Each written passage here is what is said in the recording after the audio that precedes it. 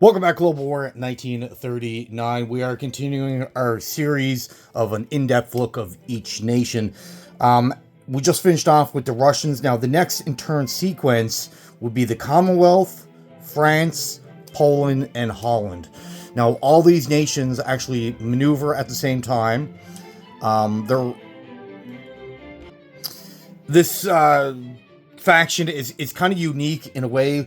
So you got the British, Canada, French, Polish, Holland, FEC, Australia, South Africa. All those countries will actually move and attack at the same time, but each country that I just listed has its own separate economies. So you got to be very careful there.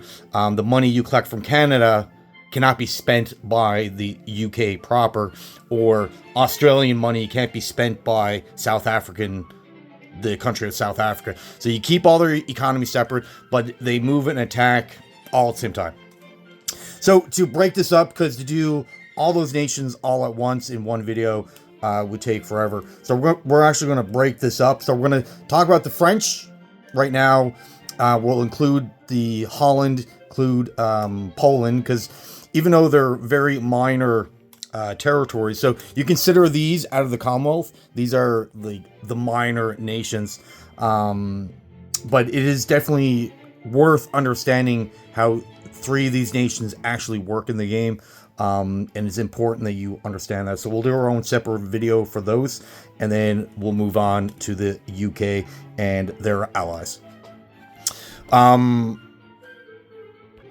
So when it comes to the French, they start the game technically at peace. They're not at war with anyone, but they are strict aligned with the Polish and the Commonwealth. So anytime a nation declares war on Poland or the Commonwealth, the French will automatically join in that war. So as soon as Germany declares war on, say, attacks Western Poland, then the French will immediately declare war on Germany. So that's something to consider when if you are the German player. You can't pick off these countries one by one. Attacking one, you're attacking all of them, right? So they're all in pack, which is extremely beneficial to the French. And like we mentioned already, the French don't have their own turn sequence like in other variants of this game. They move at the same time as the British. So the entire... You can consider these, even though, yeah, it is a separate country, you can really consider this part of the Commonwealth, even though it is separate. Same thing with Holland. You can kind of consider that part of the Commonwealth, but they are their own separate nation, separate and apart. They have their own units and their own economy. So for special rules for the French, so they only got one special rule, but it is quite important. It's La Viva France. When Paris is liberated for the first time, so this is assuming that the Germans took Paris, which normally happens. If Paris falls to the Germans, don't be shocked. But if the British combined effort of Britain and the US is able to conduct D-Day, land in Normandy, Bordeaux, Reims, and then the following turn liberate Paris, what happens is 4 French infantry are immediately placed in Paris, which is a big deal, and it's at no cost. You just add the 4 infantry. So that's a big deal. And the minor facility that's left over in Paris doesn't get destroyed. So that's another exception to the normal rule of if you capture a minor factory, it's just gone. The one in Paris is actually stays there. So in the beginning of the game, you have a major factory. The Germans come in, attack it, gets reduced to a minor. Once it's liberated for the first time, it'll stay a minor. Now, from that moment onward, if it's attacked and captured again by another country, say Italy comes up or Germany counterattacks, then it will be destroyed. So that's something to consider. This way, it gives the French at least some ability to build tanks and artillery and the like, right? And if Paris is ever liberated whatever Vichy units, territories, fleet that's still existing on the map at that point. They immediately convert back under the French control. So Vichy France no longer exists. And we'll talk about more of Vichy and Free French in a second. Now, when you're talking about conversions, so the all fleets will convert back to France. All Free French that's under the British banner, they'll all convert back to France. Now, the Vichy French, let's assume Marseille is Vichy France, okay? And Paris is liberated. Now, if there's no other Axis units, so Italians or Germans in this territory, then that will convert back as well. Now, however, let's assume once Paris falls, there's 4 German infantry here or 3 German tanks or whatever. Then in that regards, if there's other Axis nations in there, Italy and Germany, this territory will remain Vichy France. So Vichy France technically no longer exists, but this territory will still stay under the banner of the Axis. Now, the French units in there are still frozen like they have been the whole game. So it's not like you can all of a sudden start using them. They're still frozen. They'll still only defend the land territory. But if there's German units in Vichy France territories, they'll remain under German Axis control, right? Now, in order for that to happen, the Axis must have more units in that territory than the French. For example, there'd be 3 French units here, so the Axis would need to have 4 units here. If they have 1 or 2, then the Axis units would have to vacate the territory, and then it would convert it to full-on France. So now, even though this rule is important to understand, some games won't even come into play because the Allies don't make a landing and try to liberate France or Paris. In other games, they will make a push for it. So if you start to see the British and the Americans attempting to make landings, definitely take a look at this rule. You can find it on page 23 of the rule book.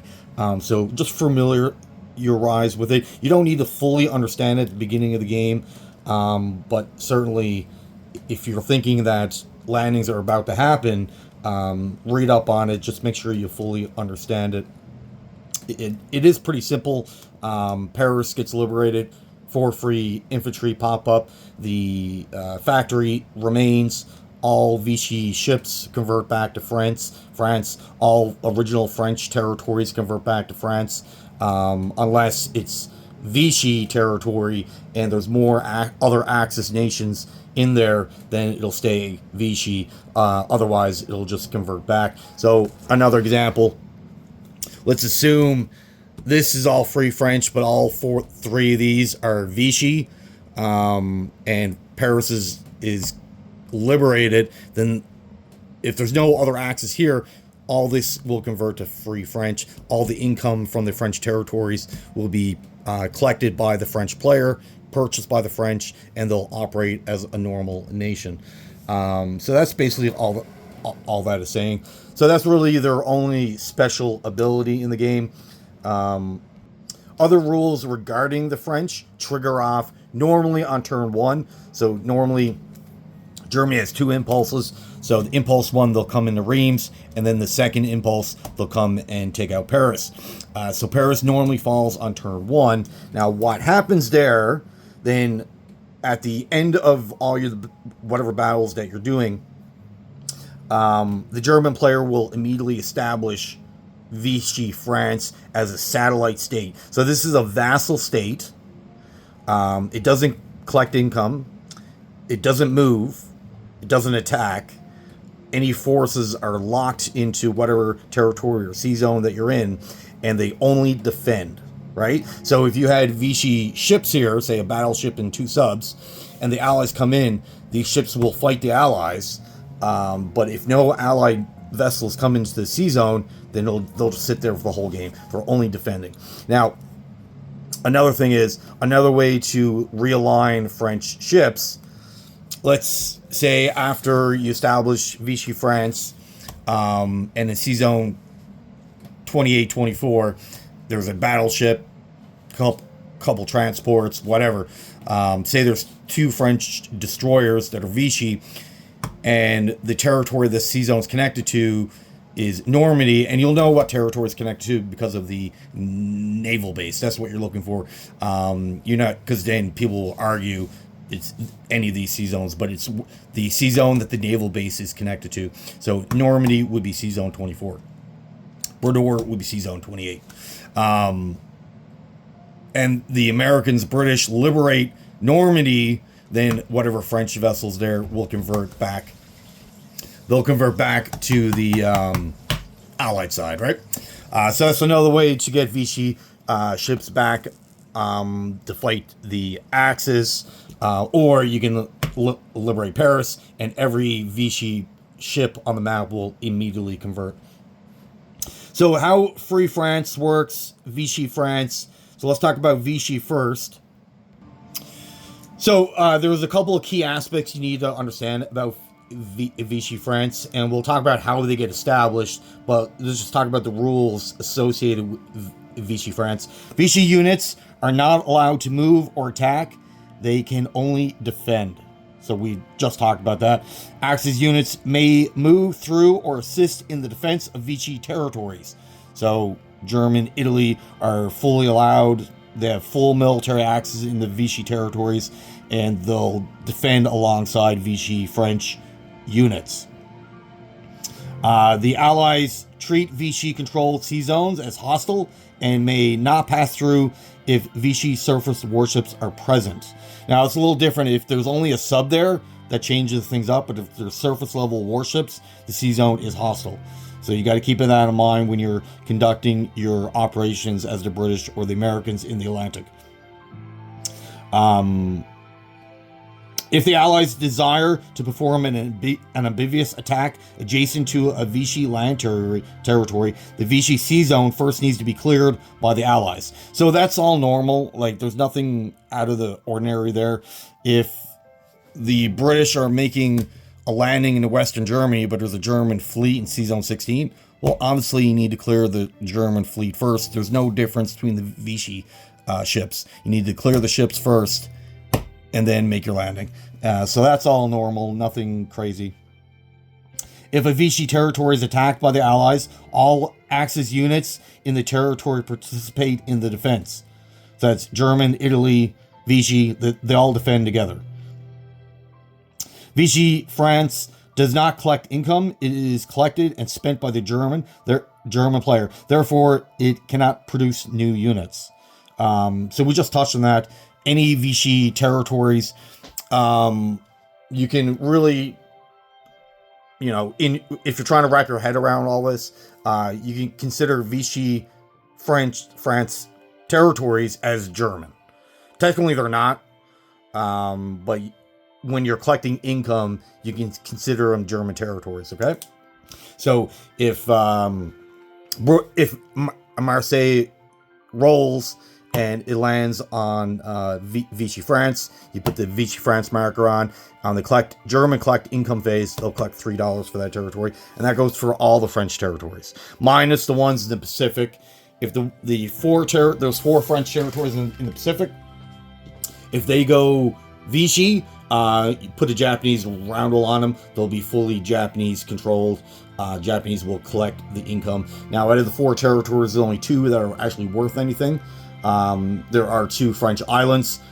They're not worth anything, but they do come into play later on in the game, so they are important, but there's no money involved. French Indochina and Saigon will be collected by the Japanese. Other than that, all other French territories in Africa, there's 1 territory in the Middle East, and of course, France itself will all be collected by the German player.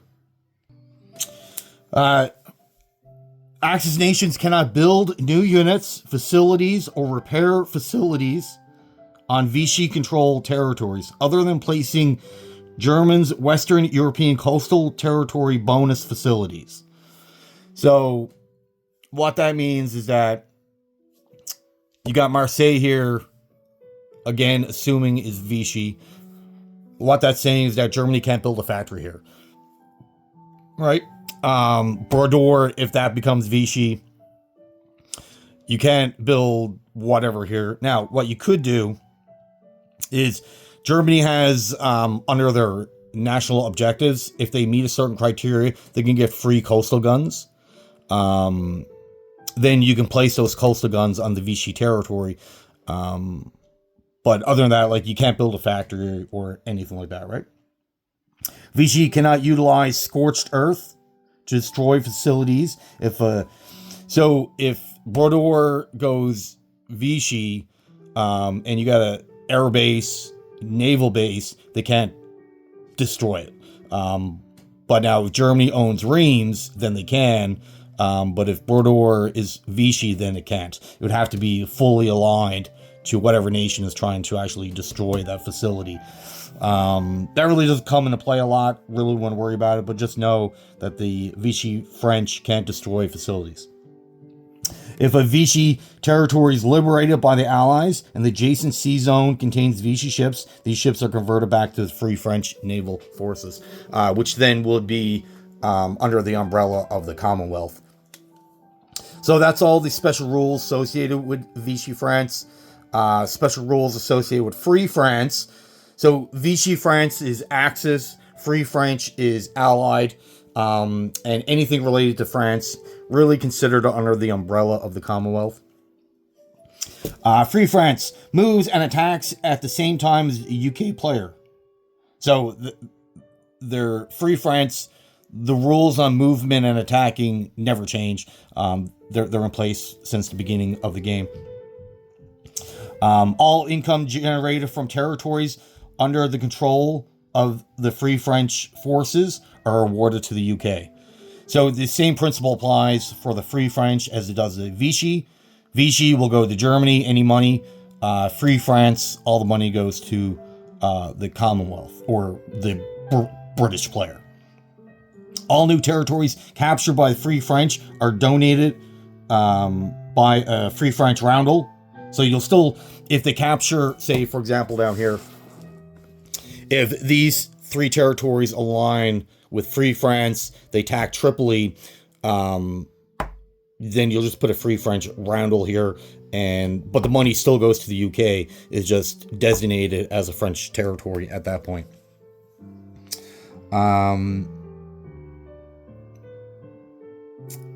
Free France cannot produce new units. So they only have one factory, which is in Paris, and that factory will get taken over by the Germans. So they can't produce any new units. They can't produce infantry, anything.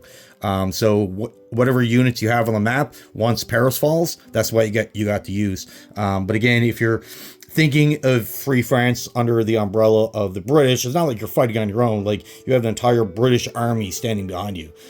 So think of the Free French as a complement to the British army. They're helping out and assisting as the best that they can. But just know you won't have an economy. You won't be able to build new units. Unless Paris gets liberated, then you stand back up as a full-fledged member of the Allied Alliance. You'll be able to buy, do everything that any other allied nation can do. So that's important to understand. So France really has multiple different states in the game. Now, how you establish what's Vichy and what's Free French, all that happens on the German turn, or the rules for that are explained on page 14 under Germany. So it's actually pretty simple. There's nothing really too crazy going on. You take all the French territories. So once Paris falls, once you conduct all the battles for that turn sequence, then you'll move into the Vichy rule structure. So you just look on the map, whatever French territories that are on the map, you roll 1d6. So most of this game is played under a d12 system, but for the establishing Vichy and Free French is on a d6. So basically, you just take one dice, you roll for every single territory, and basically a 1 to a 3 turns Vichy. So that territory will align to the Germans, and whatever units are in that territory will also align to that faction.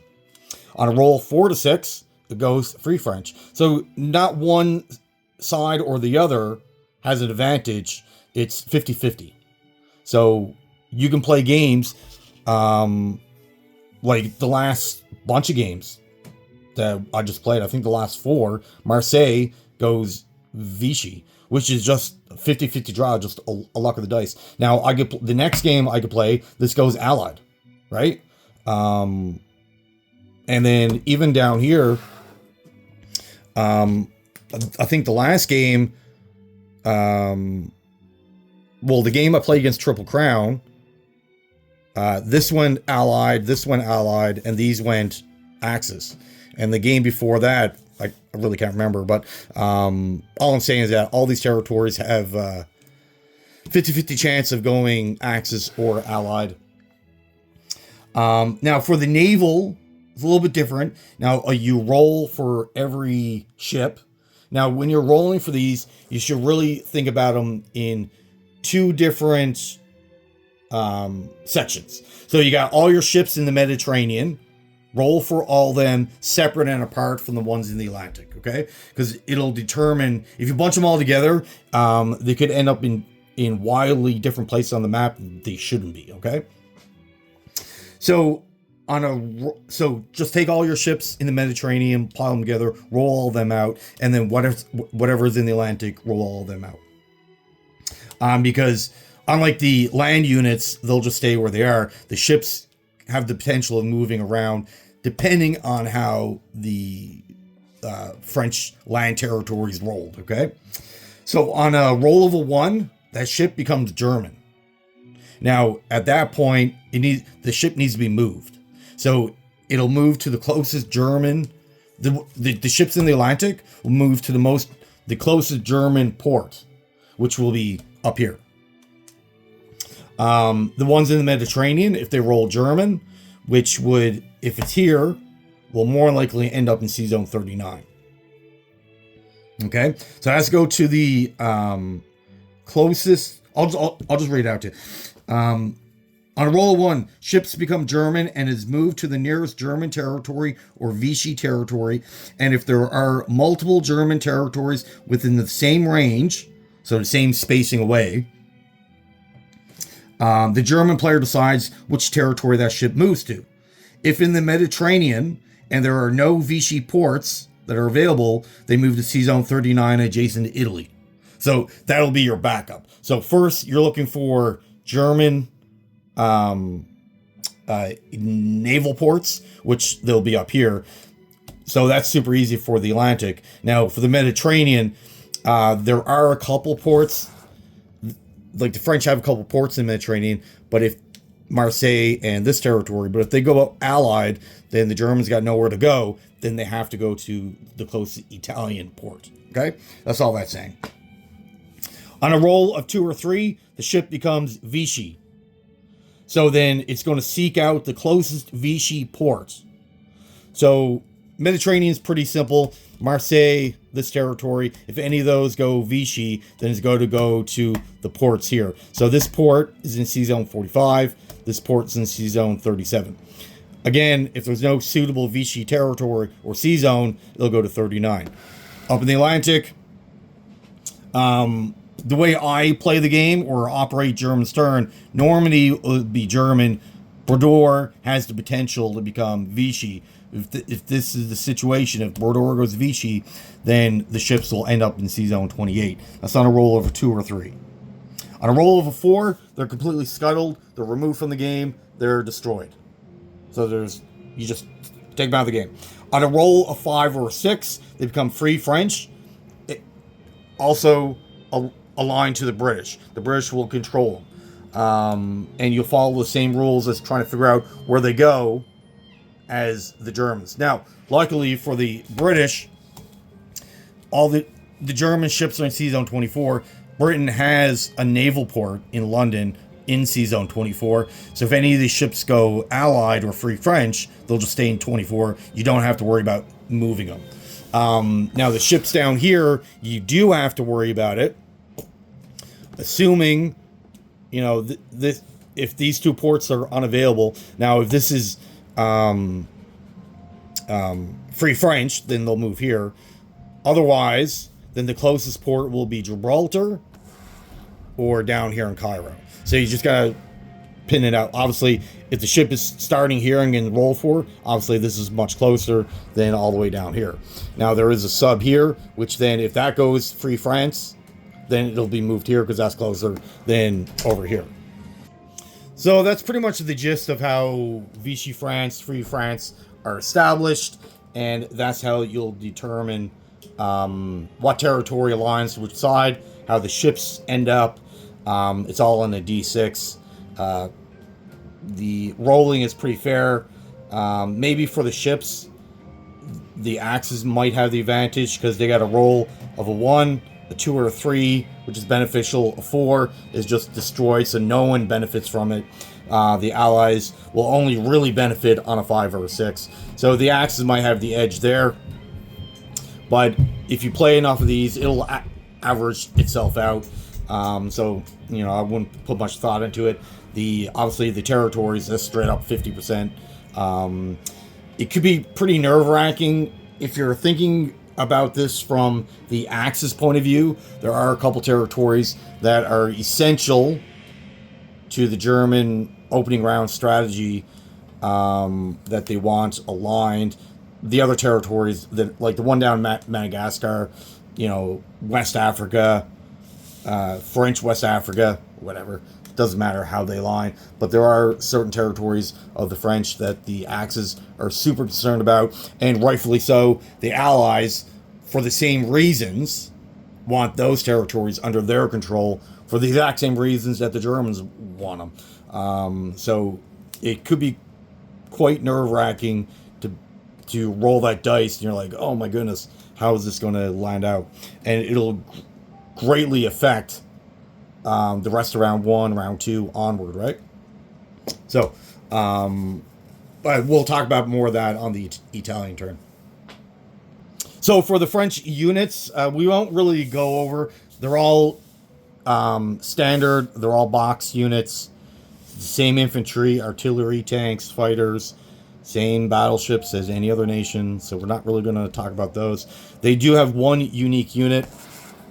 And they're all in this area here. It's the French Foreign Legion. So you'll end up with, you'll start the game with 3 here, 2 here, 2 here. And how they operate, they move like regular infantry. You can't buy them. So as soon as they're killed or taken as a casualty, that's it. They're out of the game. But they are quite deadly. They attack at a 3, defend at a 5. Other than that, they're just normal infantry. They'll move like a normal infantry, but you can't replace them. So you do want to protect them. If they align with the Allies, they can move around and attack like any other unit in the game. If they align with the Axis, they're frozen to that territory, which is kind of really what you want if you're the Axis. If you're going to align all 3 of these to your side, and the Americans or the British try to make a push, open up a second front in Africa to help alleviate some pressure off Cairo. And if these all go Axis, then they got to fight these guys, right? So that's 7 infantry that really should be fighting with them, not against them, really. So, you know, just keep all that in mind. That's their only unique unit. Other than that, all their units are the same, so we're not really going to go over them. And we kind of already did talking about the last 3 videos. It's all stock units. So from here, we're going to talk about Poland. Even though Poland is technically not a playable nation, it is, but it ain't. So Poland is very important to the sequence of the game and how the game, especially the first 2 rounds, how Poland interacts with the environment or other nations surrounding them, Germany and Russia, right? So Poland starts the game aligned with the UK and France. So they're in an alliance. They're not technically, they're an allied nation. So they're not neutral aligned. They're actually fully aligned. If Warsaw and West Poland are captured by the Germans, all remaining, now this is turn 1, all remaining Polish units can no longer attack and they can only defend. So if you're the Germans, what you want to do, super important that you pull this off, which you should have no issues with. Like if I'm playing a game and I'm the Allies and the German player, like my opponent, fails to take these 2 territories, that tells me a lot about their skill set, right? But let's assume that they take out West Poland and Warsaw. The only territory they have left with any kind of forces in it would be East Poland. Now, this territory will immediately, all the units in it, which is 2 infantry artillery, will lose its ability to move and attack. They become a partisan force, a security force.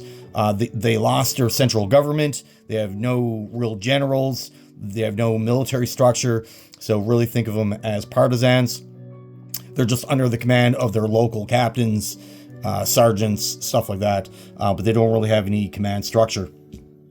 And any military without command won't function properly. And what this also does, if Warsaw, West Poland also fall, Poland loses its status as an allied nation to UK. So, when the beginning of the game, this Poland, if you look at its territories, it's worth $5 total. So all 3 territories equates 5. If after the end of round 1, where you get to the UK turn and Warsaw is still standing, all the military units, the money, everything will be considered UK. So the UK will collect it all. Now, if Warsaw and West Poland are under German control, this East Poland territory loses its ability or its functionality within the Allied alliance, and the British will not collect that $2. The units are not controlled by Britain. They're just a strict neutral at that point. Okay? That's important to understand. Now, if for whatever reason the Germans fail to take both West Poland and Warsaw on turn 1, then like we've already stated, then Poland becomes activated as a playable nation, and all Polish units may attack and move as Polish forces align with the UK under the UK banner controlled by the UK player. In this scenario, all the income from Poland territories are awarded to the UK player, and the United Kingdom may build units in Polish territories because Poland starts with a factory. Okay? So it's extremely important for the German player to take this out. If they fail to do that, that's lights out, right? So like that's a massive boost. UK will collect an extra $5. They can start producing units in Warsaw to go straight after Stettin, Czechoslovakia. It's bad news all around. So that's the Polish abilities. They don't have a standing army of their own. They're just whatever units that they start with. The units, if Germany fails to take this, and their bill queue will be under the British bill queue, and Britain will be in full control of this. So Poland's not really a playable nation. It'll just either be a neutral or fall under the banner of the Commonwealth. Okay? Now, for the last nation we're going to talk about in this video would be the Netherlands. Holland is another important country in the game. Just like Poland, it aligns itself with the Commonwealth. So the territories Holland has is represented with orange. The bulk of their territories are over in the Pacific, so that they have a number of islands over there, commonly referred to as the Money Islands. And Japan's responsibility to capture them. They're way too far away for the European Axis, but their capital is in Holland. Okay, so the European Axis are responsible for taking out Holland, which they should on turn 1. There's no reason why Germany can't. But there are a couple scenarios. So all the rules associated with the Netherlands or Holland, you be found on page 27-28. Again, Holland is not really, it's not a playable nation, but it falls under the banner of the Commonwealth. So whatever units that they have, war vessels like ships, income, all that will be awarded to the UK player. So how Holland actually operates is Holland starts the game as a pro-Allied neutral, but will automatically declare war on the Axis if Paris is captured by Germany or Italy, more likely Germany.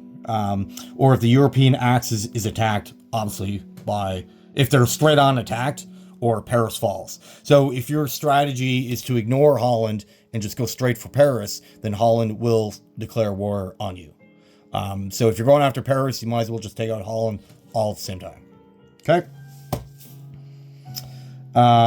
If Holland is captured, all remaining Dutch-controlled islands convert.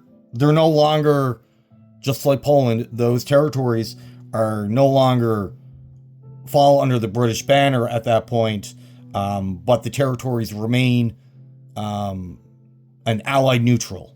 Okay, so that's important to understand. The ones in Poland become strict neutral, but the Holland or the Netherlands territory remain pro-allied neutrals. Okay, but so all the money in the money islands after Holland falls won't be collected until they're actually activated. And to do that, any Commonwealth unit just needs to move into the territory. They don't fight for it, they just activate it, and then they'll start collecting that income. But if they don't activate it by moving in a unit, no one collects that income. Okay. If Germany does not declare war on Holland on turn 1, or Holland is not under Axis control, every round you'll place 1 free infantry. So that's how their economy works. You don't add up all the money islands, add up the $2 in Holland. You'll just place 1 free infantry. So they don't really collect money like Britain or Russia or Japan would, right? You'll just place 1 infantry in Holland every round until the Axis capture it. So that's a big deal. Like, and Holland actually starts with a decent army. It's not like a super cakewalk. You do have to put a fair amount of force in here. Like, you'll probably have to put a tactical, a bunch of infantry, a couple of artillery to take it out. So it's I've played it and attacked with Germany, but I attacked it too lightly, and I thought for sure I was going to lose the battle. I ended up winning, but just barely, with 1 unit. And I was like, oh, that was super stressful. If you fail to take Holland, it triggers off a chain of events that are not good, or positive for the Allies, but not good for the Axis, right? If a failed German attack to capture Holland occurs on turn 1, Holland remains pro-Allied neutral. So that's not going to change. No matter what happens, they're going to stay neutral. In the Pacific theater, if Japan declares war on Holland or any other UK Commonwealth nation or the US, Holland will automatically declare war on Japan. So the same rules apply as the Germans. As soon as Germany enters Paris, Holland's going to declare war.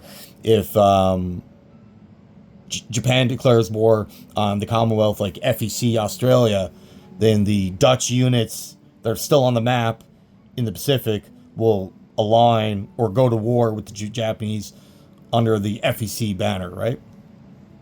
Or Commonwealth banner, I guess. Allied aircraft. Now, this is important to understand. Allied aircraft, once Holland's fallen, Allied aircraft for the money islands, right? So these territories down here, basically, even though they may or not be activated by an allied nation, so let's say Celebes, for example, they have an air base. Friend or allied planes are allowed to land there, even though it may or may not be activated. So if the British can't get an infantry in there to activate it, that's fine. You can still land your planes there. So that's important to understand. And it actually opens up your strategy and may open up attacks against the Japanese Navy that otherwise would be impossible to make, because all planes need a legal landing spot after conducting any kind of battle. Another very important thing with the Dutch army, standing army, you'll have 1 infantry here, 2 here, 2 here. These are empty. There's 1 guy here. These infantry units, So to be 6 down here, these infantry units are landlocked, like they can't be moved. Even though they're fighting under the British banner, they're fighting alongside the British. You cannot, say, take a transport with the 2 Dutch infantry here and move them up to Burma. They have to stay in Sumatra. They're for defense only, not for attacking. So that's important to understand. Another unique thing with the Dutch is that usually when your nation's capital is captured, like Paris, Oslo, Yugoslavia, whatever fleet you have, same thing with Denmark, whatever fleet you have will get rolled for, just like the French ships, and you'll figure out the alignment based off that a D6 die roll. With the Dutch, you don't do that. So they have a fleet in Sea Zone 88. It's not very big. There's only 3 ships. One's a coastal sub, whatever. But there is a cruiser, so that is something. You don't roll for them. All 3 vessels will auto-align to the Allies. So there's no chance of Holland falling and you're like, oh, these ships will now join the Japanese. That doesn't happen. They'll stay in 88. And what they're waiting for is Dutch New Guinea needs to be activated, more likely by Australia, because Australia has an infantry here, just walks over one space on round 1. And then those ships will align to the Allies. So make sure you do that with the Australian infantry. Just walk over one space. It'll give Australia $1. You'll gain an extra infantry for defense, and you'll gain the 3 ships to fight with the Commonwealth against the Japanese. Super important that you do that. The only real drawback to the Dutch ships is that they have to stay in sea zones that are connected to their territory. So, you know, you're not going to go off any grand adventures. Just like their infantry, they're mostly for defense. They can certainly attack if the Japanese has a fleet here. Fleet here, they can come down and attack, but they have to stay within this region of the map. So that's important to understand. So that's really the role of the Dutch. So you can really, even though, yeah, they technically, the Germans will come into Paris. The normal sequence of how the game unfolds, if you stick to a strategy similar to what I normally do, and you can certainly do whatever you want. If you stick to what I normally do, I take out Poland, France, Holland, all at the same time, same turn. So I don't have to worry about any of these, rules that only come up 1 every 10 games. But technically Holland is like a super pro-allied neutral. So you got pro-allied neutrals, strict neutrals, and pro-Axis neutrals. Like Greece is a pro-allied neutral. You just go ahead and activate it. Hungary is a pro-Axis minor. Germany just activated. But you can think of Holland as like a super pro-allied. Kind of no matter what you do, Holland's going to align itself with the UK. And there's nothing really the Axis can do to persuade them otherwise. They're fully committed to the Allied cause. Okay? And just like the Polish, they don't really have a standing army or build queue to go through. They are how they acquire new equipment or infantry is if Germany fails to take Holland on turn 1, and then every turn after you'll just place 1 infantry in Holland, but you won't collect any income until the territories are activated by the Commonwealth, and that nation that's activated them will collect that income. So Holland doesn't have their own separate economy. Okay, so that's really it for the French, the Poles, and the Dutch, and we'll continue on with the Commonwealth momentarily. All right, well, thank you for watching. Have yourself a great day.